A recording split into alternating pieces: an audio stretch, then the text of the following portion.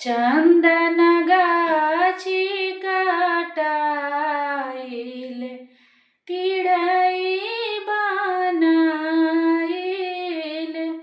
ए जीतही पिढ़ई बैठिले महादेव मने मोसुकाइल। का देखी हंसेला कलशवा तो का देखी दीपक।